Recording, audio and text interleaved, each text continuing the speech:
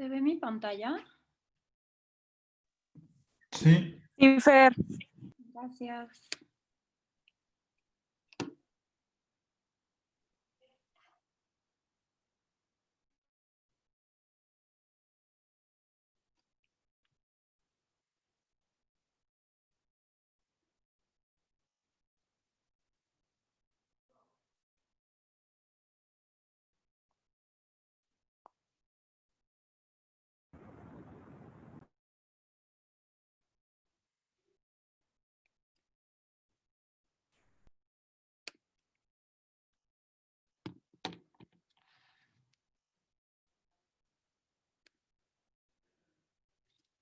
Bien.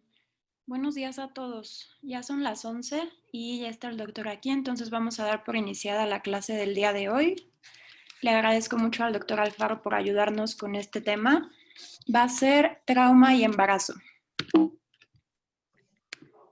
Entonces, ¿cuál es la importancia de este tema? En un inicio, es la primera causa de muerte materna no obstétrica. Esto quiere decir que el 20% de las causas de muerte materna se van a deber a trauma durante el embarazo. Y de aquellas que no mueren, de 1 a 12 pacientes tendrán lesiones no letales asociadas.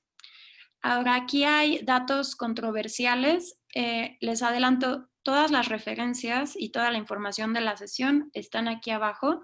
Es de la TLS de la versión 2018 y de las únicas 2 guías que se encuentran enfocadas únicamente al manejo del trauma en pacientes embarazadas. En la primera de ellas, que es en la del 2015, que son las guías canadienses, refieren que la mortalidad relacionada al trauma es menor en pacientes embarazadas. Ellos lo correlacionan a que existen efectos protectores de cambios hormonales y fisiológicos, así como una mayor probabilidad de que los doctores admitan a las pacientes por el simple hecho de estar embarazadas.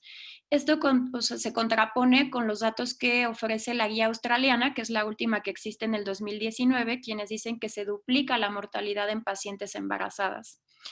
Después, existe un diagnóstico y manejo que van a estar influenciados por cambios ya sea anatómicos y fisiológicos, y van a ser muy importantes tanto conocerlos como saber en qué van a influenciar en nuestro manejo, y eso lo vamos a ver más adelante.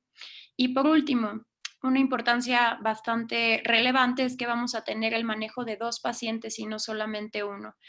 Esto se los pongo aquí en un cuadrito rojo para que nunca se les olvide. El mejor manejo inicial para el bienestar y pronóstico del feto es el realizar una reanimación óptima a la madre. Ahora, este es un punto bastante importante. Nosotros como cirujanos generalmente somos de los primeros que acudimos a atender a un trauma, a un politrauma, pero en este caso es de vital importancia realizar un manejo multidisciplinario, no solo nosotros, sino también el ginecólogo, el neonatólogo, porque ellos son los que están más acostumbrados a saber cuáles son los cambios anatómicos y fisiológicos de las pacientes.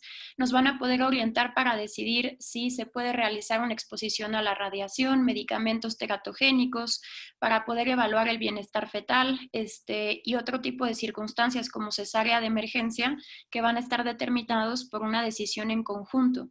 Por lo cual, desde un inicio, si tenemos a una paciente embarazada, tenemos que realizar estas interconsultas de manera temprana para tomar decisiones adecuadas.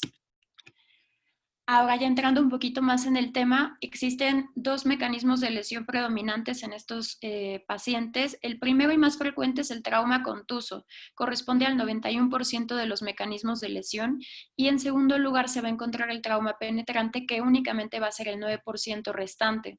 De estos, el 77% va a ser por una herida por arma de fuego y el 23% restante por arma blanca. Abajo les pongo de manera generalizada cuáles son las causas principales, y el primero que generalmente tenemos que tener en mente es el choque automovilístico.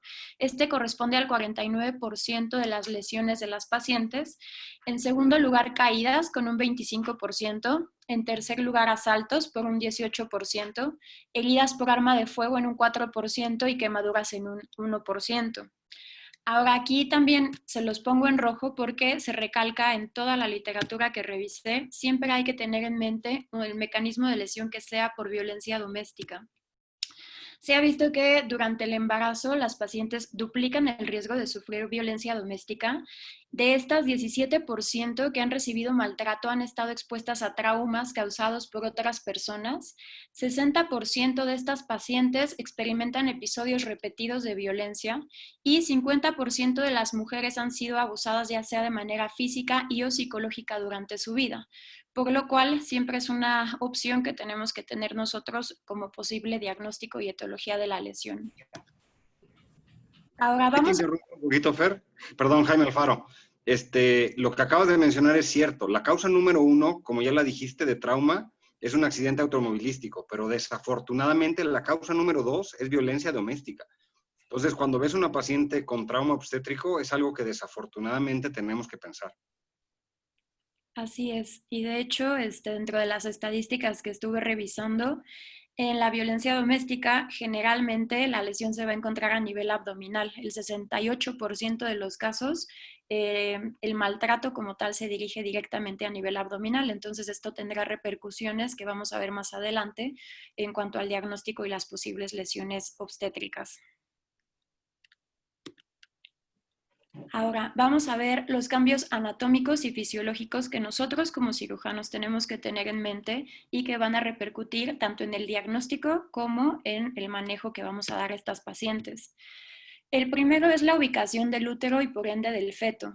Si recordamos un poquito los conocimientos de ginecología, al principio, generalmente antes de las 12 semanas de gestación, el útero se va a encontrar en una ubicación intrapélvica.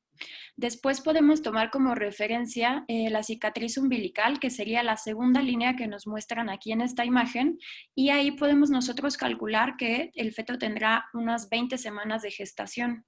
Posteriormente, en la tercera referencia anatómica sería tomar el borde costal y si el fondo llega hasta esa altura, generalmente existen entre 34 y 36 semanas de gestación. Hay que considerar también que en las últimas 2 semanas de gestación el fondo uterino va a descender por el encajamiento que tiene la cabeza fetal a nivel de la pelvis materna. Esto porque es importante. Si dividimos nosotros el embarazo en semestres, en el primer trimestre el útero se va a encontrar con una pared gruesa y generalmente el feto va a encontrarse protegido por la pelvis ósea. En el segundo trimestre, conforme el útero comienza a incrementar de tamaño, el feto aquí se encuentra aún pequeño y móvil, pero se encuentra protegido por líquido amniótico. Ahora vamos a ver más adelante que un posible diagnóstico es el embolismo del líquido amniótico que puede generar coagulación intravascular diseminada en la madre si éste entra al torrente materno. Ahora, en el tercer trimestre, el útero, en comparativa con el primer trimestre, debido al crecimiento, se vuelve con una pared adelgazada y además la cabeza fetal se va a encontrar ya a nivel de pelvis. Esto tiene bastante relevancia ya que en fracturas pélvicas puede asociarse a que también haya fracturas de cráneo o lesiones intracraneales del feto. Y por último, la placenta, hay que recordar que tiene incrementada la vascularidad y además tiene escasa elasticidad en comparativa con el miometrio, por lo cual tenemos aquí como posibilidades un desprendimiento de placenta que vamos a ver más adelante, así como hay que tener en mente que una disminución abrupta del volumen intravascular hacia la placenta puede incrementar, disminuir el oxígeno que va a recibir el feto con repercusiones inmediatas. Ahora otra situación que tenemos es la disposición de los órganos intraabdominales. Tenemos aquí una imagen, aquí tenemos el feto, el útero, y podemos ver cómo conforme este incrementa de tamaño va desplazando hacia cefálico todas las vísceras intraabdominales maternas, por los cuales las asas intestinales ya en embarazos avanzados se van a desplazar y van a ocupar la mayoría del hemiabdomen superior. Ahora, también tenemos que tener en consideración que los datos clínicos frecuentes a los que estamos acostumbrados de irritación peritoneal van a ser menos evidentes a la exploración en estas pacientes. Entonces, en un trauma contuso, de manera general, las asas intestinales se van a encontrar protegidas, pero el útero y el feto y la placenta se van a encontrar más vulnerables a ser lesionados, en comparativa también con un trauma penetrante, que si este se dirige directamente hacia el hemiabdomen superior, tenemos que considerar posiblemente que haya lesiones intestinales complejas en la madre. Y otra situación importante respecto a cambios anatómicos, si nosotros por algún motivo tenemos que colocar una sonda endopleural, esta se debe de colocar de 1 a 2 espacios más superior a lo que estamos acostumbrados. Ahora, en cuanto a los cambios fisiológicos que tenemos que tener en mente, el primero es el volumen sanguíneo y su composición. En estas pacientes embarazadas, el volumen intravascular va a ir incrementando de manera paulatina hasta alcanzar su meseta en las 34 semanas de gestación, por lo cual debe de haber una pérdida de hasta 1.5 litros, de 1.2 a 1.5 litros, antes de que presenten los datos clínicos clásicos a los cuales estamos acostumbrados para detectar la hipovolemia.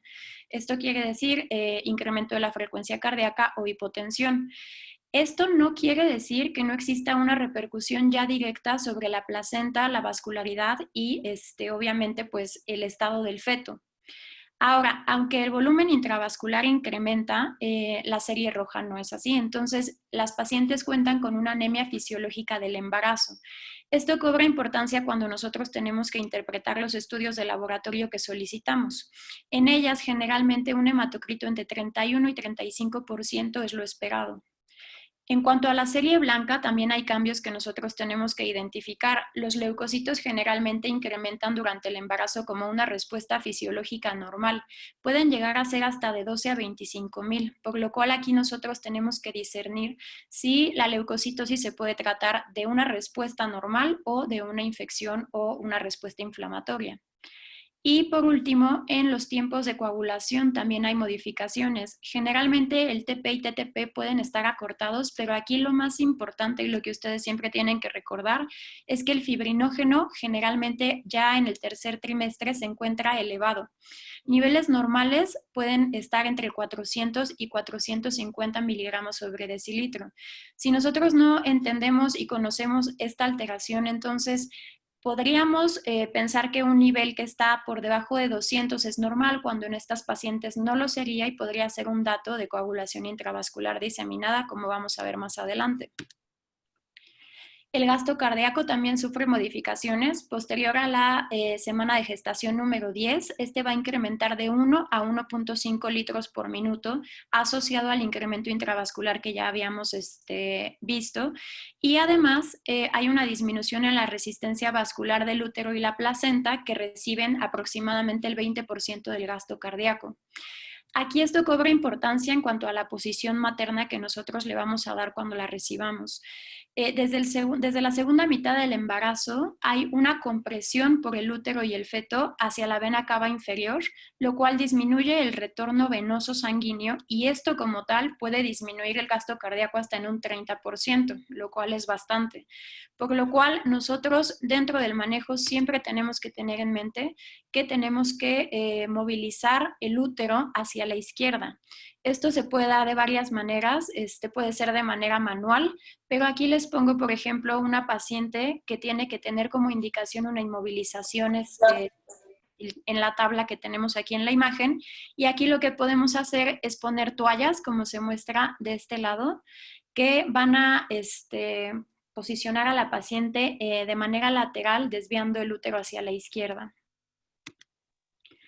En cuanto a lo hemodinámico, la frecuencia cardíaca va a incrementar entre 10 y 15 latidos por minuto de su basal en el tercer trimestre y la presión arterial va a disminuir entre 5 a 15 milímetros de mercurio, tanto la sistólica como la diastólica en el segundo trimestre, por lo cual las respuestas al choque, el diagnóstico y la respuesta a la reanimación debe de tener en mente estas variaciones.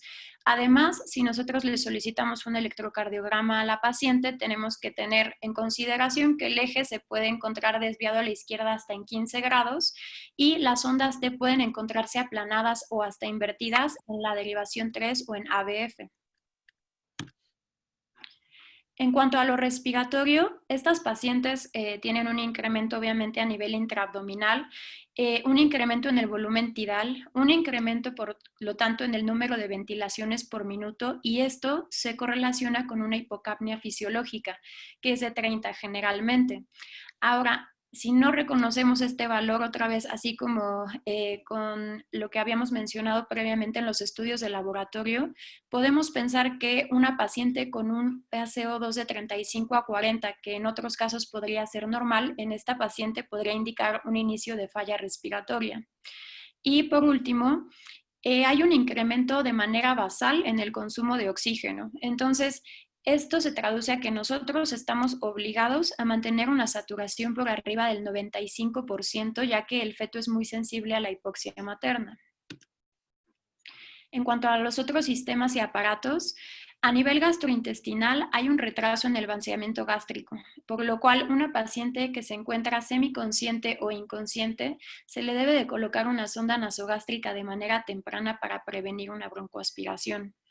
A nivel nefrourinario existe un incremento en la tasa de filtración glomerular y el flujo sanguíneo que reciben a nivel renal, por lo cual el BUN y la creatinina se encuentran disminuidos de manera fisiológica. Por lo cual, si nosotros tenemos un valor normal de creatinina, o sea, normal para la población en general, esto se puede traducir a que puede ya haber un compromiso a nivel renal. Y si encontramos glucosuria, puede ser que esta sea frecuente durante el embarazo. A nivel neurológico, todas las guías hacen mucho énfasis en esto, en diferenciar un trauma craneoencefálico versus eclampsia. En estas pacientes lo complicado es que tenemos que tener en mente otros padecimientos obstétricos y cómo correlacionarlos con otros hallazgos. O sea, en el caso de eclampsia, nosotros tendríamos también convulsiones, edema, hipertensión, por lo cual tenemos que hacer y discernir muy bien en cuál es el diagnóstico real de la paciente. Y por último, en lo musculoesquelético hay dos situaciones muy importantes. La primera, los vasos pélvicos se van a encontrar dilatados de manera natural, ya que se encuentran rodeando el útero, y en estas pacientes un sangrado retroperitoneal masivo es una gran posibilidad.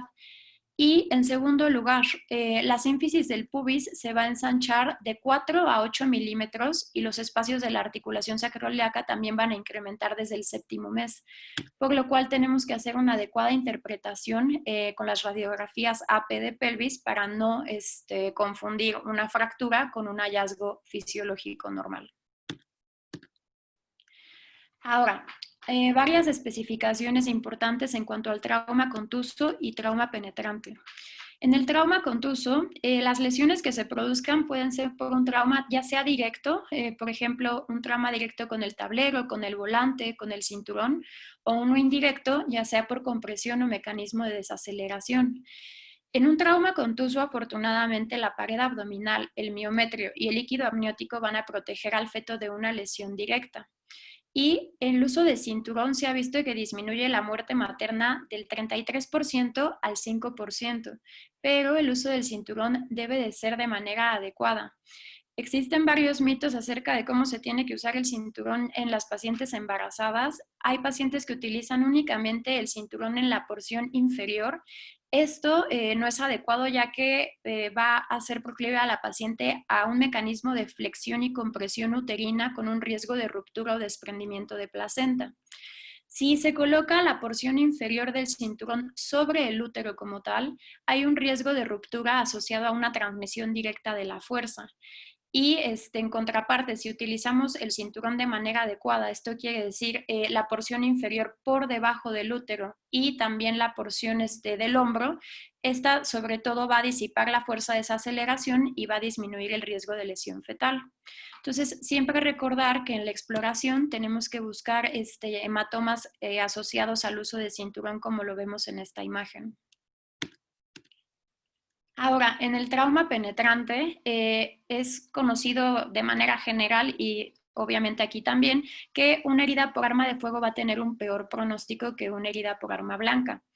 Dependiendo de las semanas de gestación, el útero, como vimos anteriormente, va incrementando de tamaño y va a proteger el resto de las vísceras intraabdominales maternas.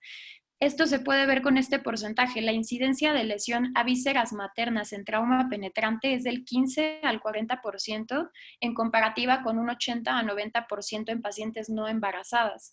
Pero esto va a ser a expensas del feto. Como vemos aquí abajo, el feto tiene un peor pronóstico en heridas penetrantes. La lesión fetal puede ir desde el 60 al 70% de los casos y la mortalidad fetal incrementa hasta el 75% en comparativa del 10% en un trauma no penetrante o contuso. Ahora, en caso de que sí haya una lesión a vísceras maternas, ya vimos que si es en mi abdomen superior pueden resultar en lesiones intestinales complejas, pero también tenemos que tener en mente que si hay heridas tóraco-abdominales justo debajo del cuarto espacio intercostal a nivel anterior o en la punta de las escápulas a nivel posterior, esto puede ocasionar lesiones viscerales maternas que en ocasiones pueden pasar desapercibidas. Ahora, en cuanto al manejo, ya llevamos todo el mes dando clases acerca del curso de la TLS, del ABCDE, por lo cual aquí únicamente me voy a centrar en lo que tenemos que recalcar en pacientes embarazadas. ¿Cuáles son los puntos clave? Este es el primero. Toda mujer en edad fértil se encuentra embarazada hasta no demostrar lo contrario. Aunque la paciente nos diga que no está embarazada, si ella está inconsciente y los familiares nos dicen que no lo está, nosotros tenemos que corroborarlo forzosamente con una prueba de embarazo.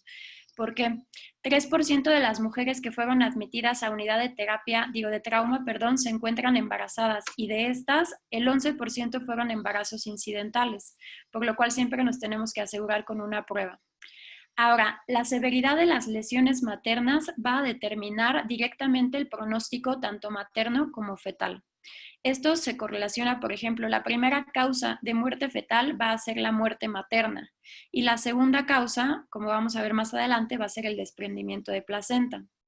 Otro punto muy importante, la paciente debe recibir atención en el lugar ideal. Esto quiere decir, si no estamos en un hospital que recibe trauma, que no tiene servicio de obstetricia, entonces es ideal, después de estabilizar a la paciente, referirla de manera temprana a un lugar donde sí le puedan dar la atención que requiere.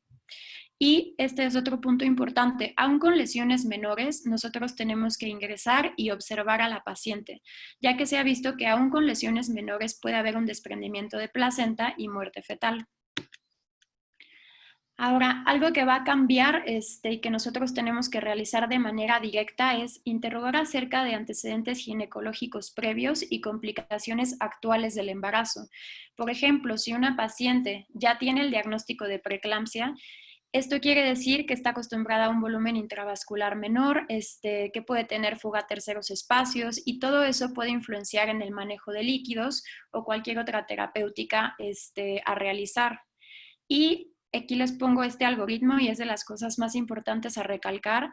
Para optimizar el pronóstico de los dos pacientes, lo primero que se tiene que hacer es una revisión primaria y reanimación materna. Ya logrando a este aspecto, ya pasamos a una revisión fetal y a una revisión secundaria materna, las cuales idealmente se tienen que realizar al mismo tiempo.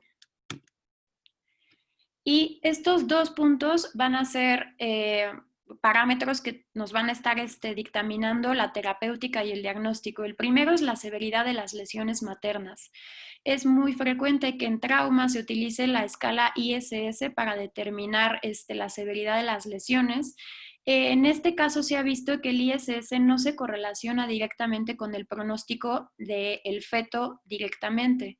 Se han propuesto estos que pongo acá abajo: hematuria, sospecha de hemorragia interna, pérdida de conciencia materna y fracturas como puntos asociados a un trauma mayor que deberían de nosotros alertarnos a que las lesiones son más severas. En segundo lugar es la edad gestacional fetal. Esto va a determinar también tanto a dónde referimos a nuestra paciente como el manejo que le vamos a dar al feto como tal. Nosotros tenemos que tener en mente este número, que es 23 semanas de gestación. Antes de 23 semanas de gestación se considera al feto como no viable y después de eso como viable. ¿Cómo vamos a determinarlas? Obviamente lo ideal es interrogatorio directo o indirecto, pero hay ocasiones en las cuales eso no se puede, por lo cual una estimación rápida que podemos realizar es por la altura del fondo uterino, como vimos en los cambios anatómicos al principio. Y ya adentrándonos un poquito en el manejo, en la revisión primaria materna, vamos a ver que en la A, lo primero es, hay un mayor riesgo de intubación difícil de estas pacientes. con ende un difícil manejo de la vía aérea. Se ha visto que estas pacientes tienen un riesgo 8 veces mayor de falla a la intubación. Esto es por múltiples factores, tanto el incremento del peso como que hay un edema de mucosas, una disminución en el calibre de la vía aérea, por lo cual en las recomendaciones dicen que un tubo endotraqueal pequeño, sin determinar exactamente el número, es lo más ideal para evitar una falla en la intubación. En segundo lugar, ya habíamos visto que estas pacientes tienen un retardo en el vaciamiento gástrico, por lo cual tienen un incremento en el riesgo de broncoaspiración. Este retardo en el vaciamiento, de hecho, dicen que el estómago se tiene que considerar lleno 24 horas posterior al último alimento, por lo cual en pacientes inconscientes o semiconscientes debemos de colocar de manera temprana una sonda nasogástrica para evitar esta broncoaspiración. Y en tercer lugar, como ya habíamos mencionado, tener en mente el PaCO2 apropiado para el embarazo, que debe de ser de 30 en un embarazo avanzado. En la letra número B ya habíamos visto que hay un incremento basal en el consumo de oxígeno y que el feto es extremadamente afectado por la hipoxia materna. Se los pongo aquí en rojo. Mantener la saturación por arriba del 95% y repito lo que ya habíamos mencionado, en caso de requerir colocar una sonda endopleural, esta debe de ir de 1 a 2 espacios intercostales más arriba de lo habitual. En la C, ya habíamos mencionado los datos tardíos de choque, de 1.2 a 1.5 litros se requieren para que empiecen a manifestar taquicardia e hipotensión, por lo cual se debe de realizar una reanimación temprana para mantener esta hipervolemia fisiológica. En segundo lugar, y esto es muy importante, los vasopresores se deben de utilizar como un último recurso. La vascularidad uteroplacentaria es altamente sensible a estos y se produce una vasoconstricción de estos vasos con una disminución en la perfusión, con una repercusión directa de hipoxia al feto, por lo cual estos se utilizan únicamente cuando la paciente no responde a volumen. Y en tercer lugar, ya lo habíamos mencionado también, colocar a la paciente en posición adecuada.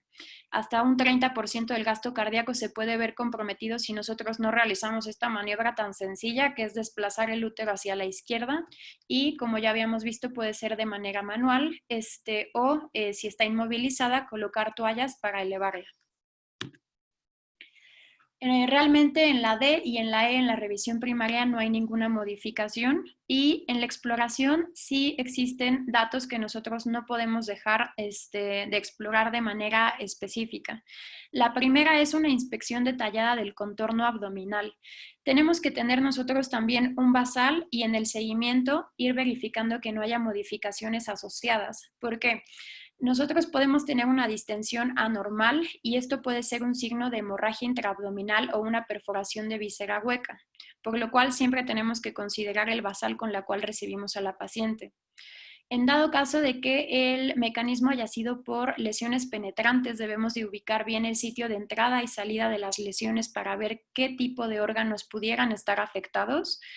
En tercer lugar, tenemos que evaluar factores de riesgo que se han asociado con muerte materna, y estos son los siguientes: que encontremos nosotros un hematoma a nivel de abdomen, a nivel de pelvis o en región lumbosacra, que haya fracturas pélvicas maternas, lesiones intraabdominales o que sea un trauma penetrante. Ahora, cuando nosotros hagamos una exploración abdominal, nos tenemos que enfocar también al útero.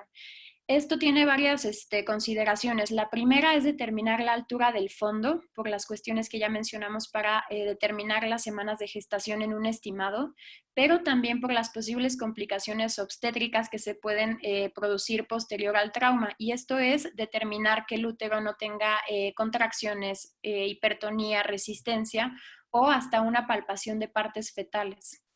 Y por último, un tacto vaginal. Con el tacto vaginal nosotros podemos determinar muchas cosas. La primera es dilatación cervical, la presentación fetal, si hay presencia de sangrado transvaginal o líquido amniótico, que este es con un pH mayor a 4.5, que nos traduce una ruptura de membranas con un probable parto pretérmino asociado. El tacto vaginal idealmente no debe de ser repetido y debe de realizarse por alguien que pudiera interpretarlo. No es tan fácil determinar la dilatación cervical, la presentación fetal. Entonces, si nosotros lo recibimos, pero no sabemos interpretarlo, mejor decirle a alguien como al ginecólogo, si es que ya llegó, que determine todas estas situaciones. En cuanto a investigaciones adicionales, si nosotros realizamos un FAST a la paciente, tenemos que conocer que la sensibilidad va a ser similar a aquellas pacientes que no se encuentran embarazadas, que es aproximadamente de un 83% para detectar líquido intraperitoneal en el trauma contuso. Y en dado caso de que nosotros, por las circunstancias, requiramos realizar un lavado peritoneal, este es muy importante siempre realizarlo por arriba del ombligo y mediante una técnica abierta para evitar lesionar tanto el útero feto como todas las vísceras que están circundantes. Este es un punto muy importante, estudios de imagen. He escuchado muchas veces que dicen que no se les va a hacer estudios de imagen a las pacientes por el efecto de la radiación en el feto. Entonces aquí les pongo estos datos. Los efectos de la radiación como tal van a depender de las semanas de gestación que tenga el feto. Si este está entre 5 y 10 semanas de gestación, generalmente el efecto de la radiación es teratogénico o que produzca un aborto. Y si va más allá de las 10 semanas de gestación, lo que se puede presentar es una restricción del crecimiento o efectos directos sobre el sistema nervioso central. Pero, ¿qué es lo que se ha visto? Que se requiere una exposición mayor a 50 a 100 grays para que se produzca como tal un incremento en el riesgo de las malformaciones. Y esto generalmente en pacientes que tengan menos de 18 semanas de gestación. Entonces, por ejemplo, una tomografía computada abdominopélvica nos le da una radiación de 25 grays, por lo cual ni siquiera con una tomografía, con una radiación directa al abdomen y por ende al útero y al feto, va a generar o incrementar esta posibilidad de restricción de crecimiento o efectos en sistema nervioso central. Por lo cual, la preocupación por exposición a radiación nunca debe de retardar el realizar los estudios necesarios. Y hasta cuando nosotros necesitamos utilizar contraste para determinar realmente la etiología o el diagnóstico de las lesiones, se ha visto que, por primera parte, los contrastes yodados sí cruzan la barrera placentaria, pero no existen reportes que alteren la función tiroidea fetal anormal. Y en el caso de contraste con gadolinio, se ha visto que tiene efectos teratogénicos en animales, pero no ha mostrado hasta el momento efectos adversos en fetos humanos. Por lo cual, nosotros siempre tenemos que poner una balanza de riesgo-beneficio para determinar si es necesario o no. Pero en general, si nosotros creemos que es necesario para el diagnóstico, lo realizamos sin ningún inconveniente. Ahora ya pasando a la revisión del feto. La frecuencia cardíaca fetal se puede auscultar desde las 10 semanas de gestación. Y es importante mencionar que la frecuencia cardíaca fetal no solamente va a ser un indicador sensible para el bienestar del feto, sino también para el volumen sanguíneo de la madre.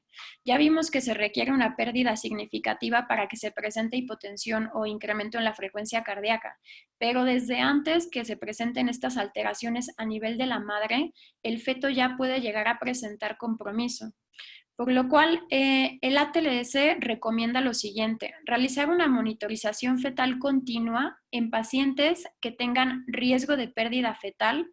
Y esto, los factores a considerar que son riesgo de pérdida fetal son los que pongo aquí abajo. Esto quiere decir una frecuencia cardíaca materna arriba de 110 latidos por minuto, un ISS mayor a 9, evidencia de desprendimiento de placenta, una frecuencia cardíaca fetal mayor a 160 o menor a 120, que durante el mecanismo de lesión la paciente haya presentado eyección durante la colisión o que la colisión haya sido con motocicletas o peatones. Esto se considera como factores de riesgo de pérdida fetal y estos pacientes van a requerir una monitorización por 24 horas, a diferencia de aquellos que no tienen riesgo de pérdida fetal, que únicamente va a ser por 6 horas. Si nos acordamos un poquito acerca de la monitorización fetal, esto va a valorar dos situaciones principalmente. La primera es la frecuencia cardíaca fetal con sus desaceleraciones, variabilidad y además va a valorar también la actividad uterina. Entonces, Si nosotros tenemos a un feto mayor a 23 semanas de gestación, la monitorización de la frecuencia cardíaca fetal se debe de iniciar posterior a la reanimación materna. Entonces, ¿qué es lo que vamos a poder valorar con esta monitorización? Si hay muerte fetal, hipoxia fetal, complicaciones relacionadas al trauma como desprendimiento, parto pretérmino, grado de hemorragia materno-fetal y lesiones fetales asociadas, todo mediante datos indirectos. Entonces, repito para que quede un poquito más claro, si nosotros tenemos un feto viable, esto quiere decir mayor a 23 semanas de gestación, tenemos que realizar la monitorización de manera inmediata. ¿Qué es lo que se ha visto con esto? Realmente la monitorización de la frecuencia cardíaca fetal y la actividad uterina nos van a dar datos indirectos o directos de posibles complicaciones obstétricas. Esto es muy importante ya que se ha relacionado que las lesiones mayores de la madre se asocian a una muerte fetal de hasta el 61% y lesiones menores hasta un 27%, con un riesgo global de muerte fetal que va del 5 al 19%. Como ya había mencionado, la alteración en la frecuencia cardíaca fetal puede ser el primer signo de compromiso hemodinámico materno. Y esto también es importante, hasta el 40% de las pacientes que sean monitorizadas pueden llegar a presentar contracciones uterinas ocasionales, pero el 90% van a resolver sin afectar el pronóstico del feto. Y también aquí es importante mencionar que registros anormales durante esta monitorización tienen una sensibilidad y especificidad disminuidas para el pronóstico adverso de eventos obstétricos, donde conlleva la mayor utilidad o la importancia de realizar esta monitorización, la combinación de un trazo normal y una exploración física normal tienen un valor predictivo negativo de hasta el 100% para excluir pronóstico fetal adverso. Entonces, en las guías de Canadá, ellos sugieren que en caso de que tengamos todas estas, alguna de estas situaciones que se mencionan acá abajo, se debe de realizar la monitorización por 24 horas.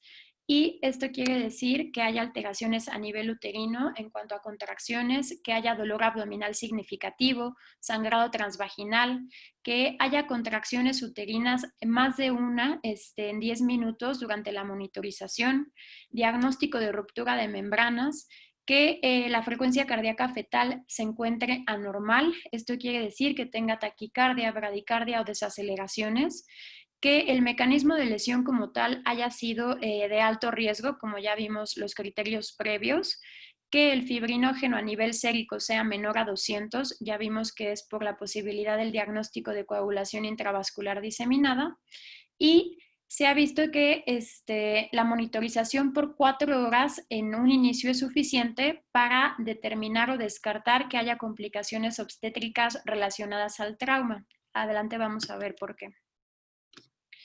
En cuanto al ultrasonido, el ultrasonido obstétrico como tal no tiene una indicación urgente a nivel del algoritmo de trauma. Se realiza de manera urgente cuando no se puede determinar la edad gestacional y nosotros tenemos que extraer al feto, ya sea por alteraciones a nivel de la monitorización o por algún diagnóstico obstétrico como desprendimiento de placenta. Como tal, el ultrasonido obstétrico se va a utilizar como un complemento a la monitorización fetal, ya que se haya hecho una adecuada reanimación tanto a la madre como que le hayamos dado seguimiento y que no haya ninguna complicación que requiera un manejo inmediato. Y posteriormente, cuando tengamos tiempo, se puede realizar el ultrasonido para determinar ya un poquito más exacta la edad gestacional, la frecuencia cardíaca fetal, ubicar dónde está la placenta, medición del volumen del líquido amniótico, la longitud cervical, determinar si hay datos de anemia fetal y realizar un perfil biofísico. ¿Y cuáles son las complicaciones que nosotros vamos a tener que tener en mente obstétricas asociadas a trauma? Ya vimos que la primera causa directamente de muerte fetal, que no sea la muerte materna, es el desprendimiento de placenta. Este puede tener una incidencia que va del 5 hasta el 50%, va a depender obviamente de la severidad de las lesiones maternas, pero, y esto también lo quiero recalcar, aún con traumas menores puede llegar a suceder este diagnóstico, por lo cual se recomienda sí vigilar a las madres para determinar que no haya ningún dato asociado. Es la causa más frecuente de muerte fetal en trauma contuso y se produce por una diferencia en los vectores de fuerza entre el tejido placentario, que es relativamente inelástico, en conjunto con el miométrico, que es elástico.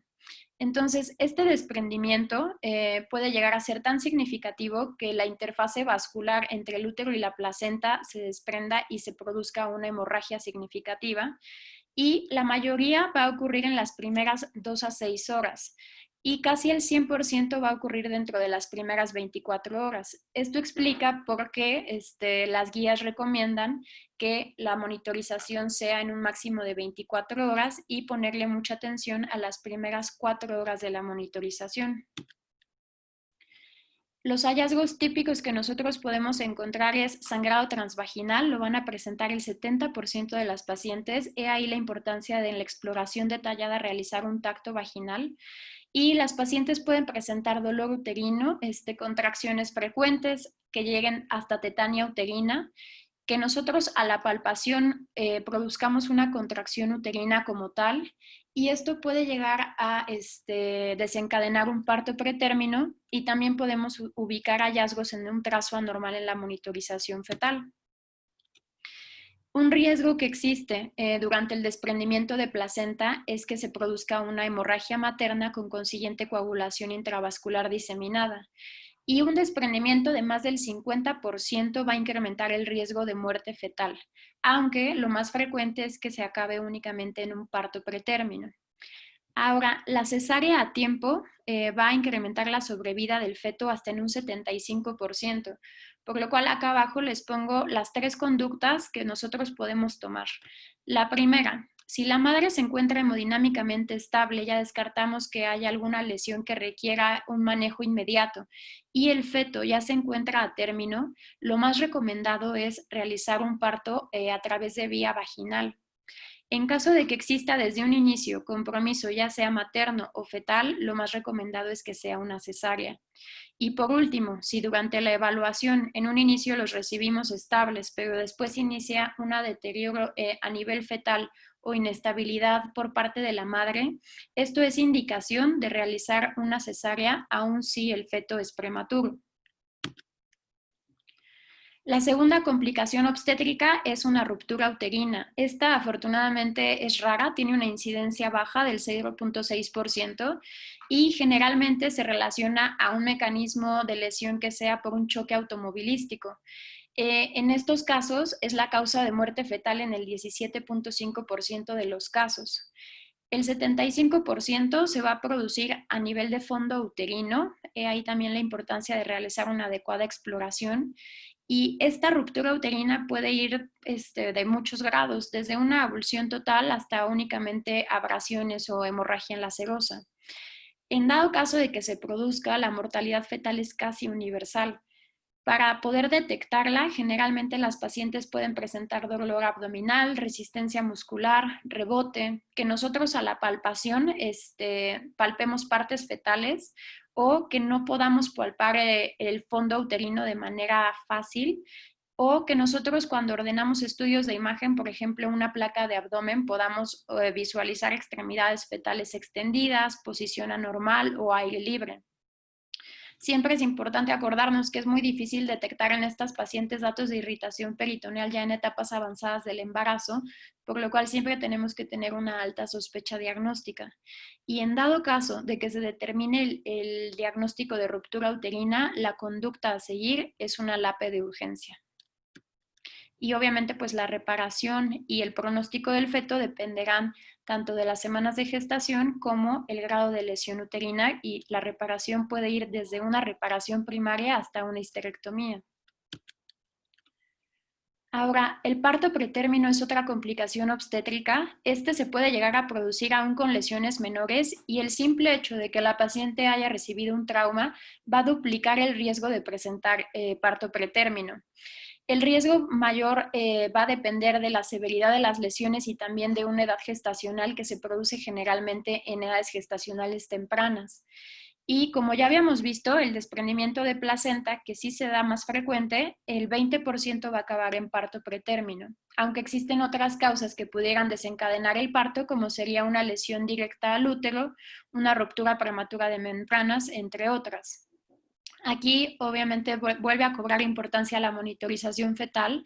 Esto nos va a ayudar a valorar tanto la regularidad y frecuencia de las contracciones como variabilidad en la frecuencia cardíaca fetal. Y si existen más de 4 contracciones por hora asociados a cambios cervicales, se puede determinar que se puede iniciar un parto pretérmino. ¿Y cuál es la conducta a seguir? Obviamente es determinar la longitud cervical, determinar las semanas de gestación del feto, en dado caso de que se requiera iniciar la maduración pulmonar y realizar una consulta temprana con el servicio de neonatología para poder brindar una atención adecuada. Y en cuanto a cuidados específicos que nosotros tenemos que tener en mente, una posibilidad es realizar una cesárea de urgencia. Afortunadamente hay una incidencia baja del 2.4 al 7.2% de pacientes que van a requerir una cesárea inmediatamente posterior al trauma. Y digo afortunadamente porque se ha correlacionado a una cesárea de urgencia como un factor de riesgo para muerte materna. Ahora, la decisión de realizarla o no va a depender de múltiples factores, tanto el estado hemodinámico de la madre como la probabilidad de sobrevida fetal, complicaciones a largo plazo de la prematurez que pudiera llegar a presentar el feto, severidad de las lesiones fetales o necesidad de realizar una histerectomía. Pero esta decisión siempre debe de ir en conjunto con el ginecólogo y con el neonatólogo. Ahora, la muerte fetal per se no es una indicación para realizar cesárea. Siempre es preferible el parto vaginal. Después, el embolismo del líquido amniótico. Esto tiene una incidencia baja del 1.7 al 2.5 por 100.000, pero la mortalidad puede llegar a ser hasta 60%, por lo cual tenemos que tenerlo como una posible diagnóstico para la madre. Es muy interesante, o sea, se le menciona también como un síndrome anafilactoide del embarazo y como tal se desconoce la fisiopatología exacta de esta situación. La teoría es que hay una respuesta inflamatoria materna anormal a la exposición de tejido fetal y, como ya había mencionado, se tiene que tener una alta sospecha clínica. Generalmente las pacientes presentan dificultad respiratoria, hipoxia, hipotensión en el 100% de los casos, coagulopatía y paro cardíaco hasta en un 87%.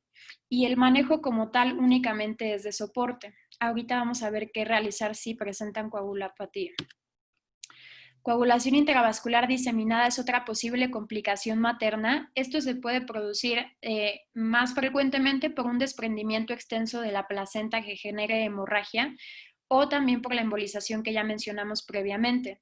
En estas pacientes, aquí vuelve a cobrar importancia el valor del fibrinógeno, va a haber una depresión de así como de los factores de coagulación y de las plaquetas, y en caso de que se presente este diagnóstico, la conducta terapéutica a seguir es una evacuación uterina urgente, así como una transfusión de plaquetas y de factores para poder mantener a la paciente con un adecuados valores. Ahora, la isoinmunización. Generalmente, aunque la hemorragia materno-fetal ocurra de un 10 a un 30% de los casos, se requiere únicamente 0.001 mililitros de sangre RH positiva para sensibilizar al 70% de las pacientes.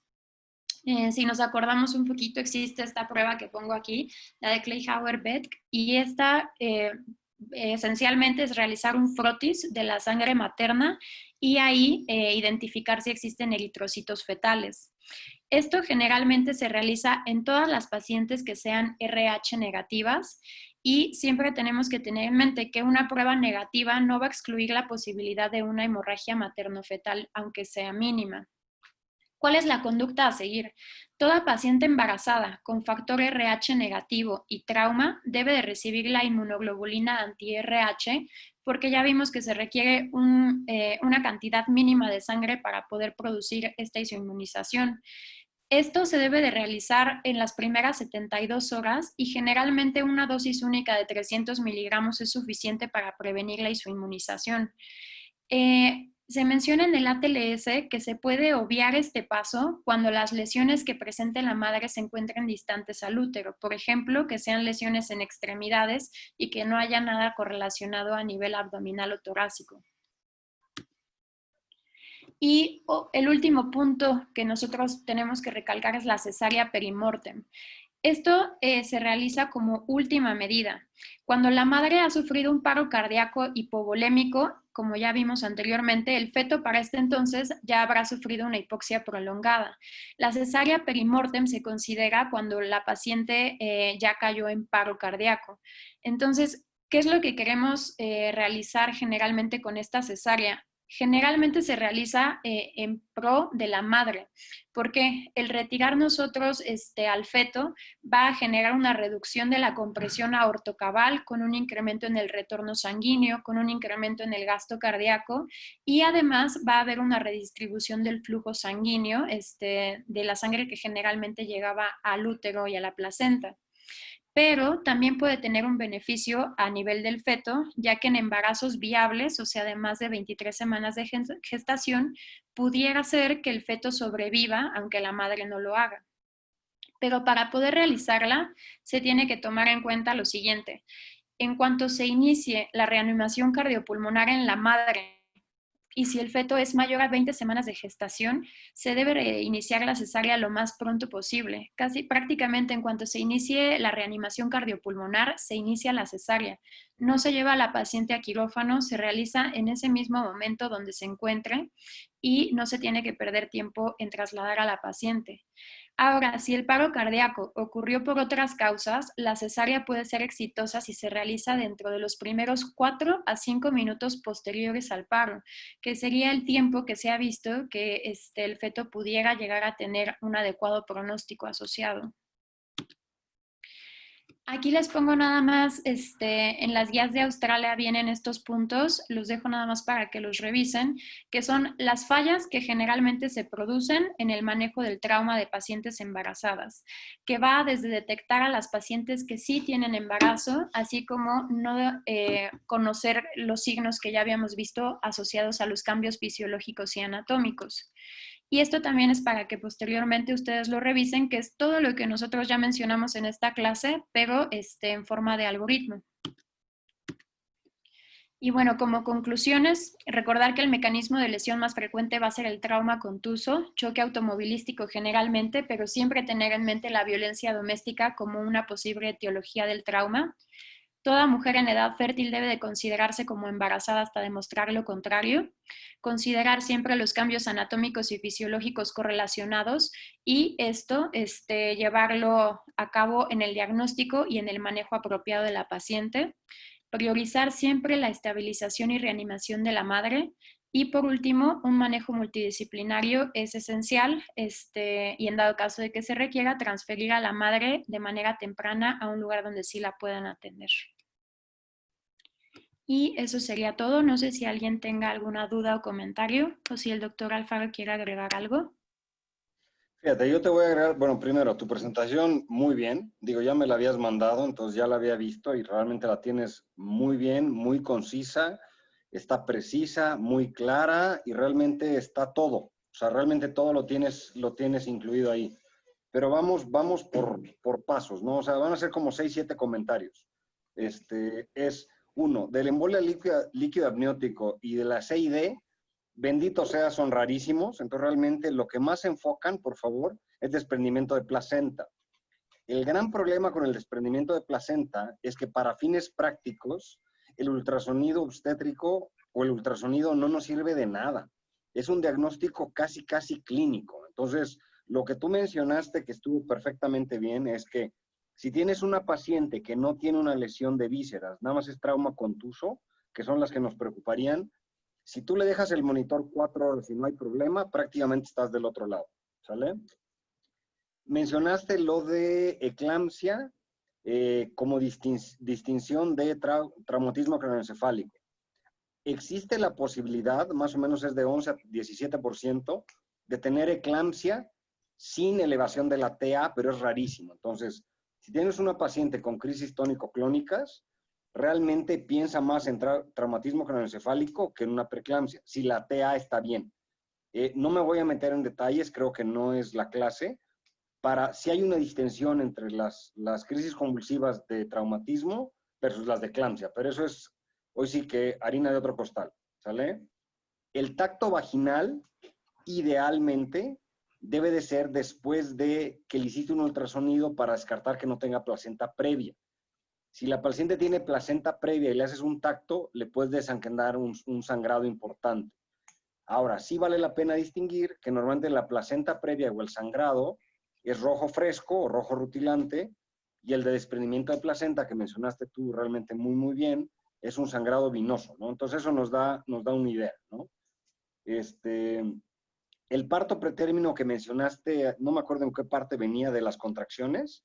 Más que las contracciones, Fer, lo importante es la dilatación cervical. O sea, idealmente nosotros, menos de 6 contracciones en una hora, no le damos mayor importancia. Ah, aquí lo tienes. Pero realmente lo más importante son la dilatación cervical. Si tiene contracciones y no tiene dilatación cervical, estamos tranquilos, nada más hay que descartar lo de desprendimiento de placenta. Y mis últimos 2 comentarios: imagen es un dolor de cabeza. Yo no hubo manera, sin hablar con el jefe, que es el doctor Marco Telis, de poderle hacer una resonancia magnética a una paciente con un lito. Porque en el embarazo, la resonancia magnética es el estudio ideal para lito, más que la TAC.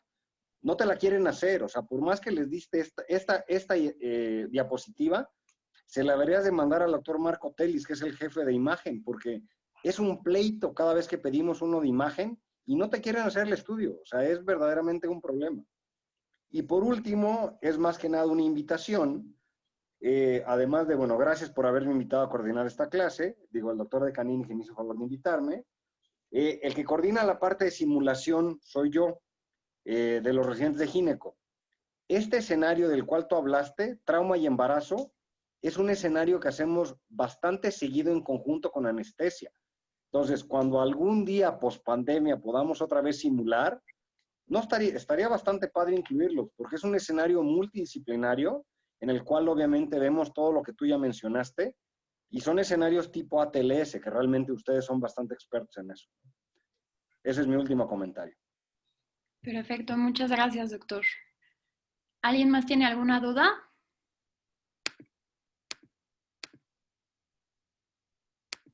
Muchas gracias, Fer. No, Fer, muchas gracias. Felicidades, tu clase muy bien. Gracias. Gracias. Gracias, Fer. Bueno, gracias, doctor Alfaro. Agradecemos al doctor Alfaro. Niños, acuérdense que Hasta luego. hasta luego, doctor. La sesión de pediatría a las 12:30 por el otro link de sesiones de pediatría, ¿vale? No se los olvide. Perfecto, gracias. Gracias. Claro, gracias.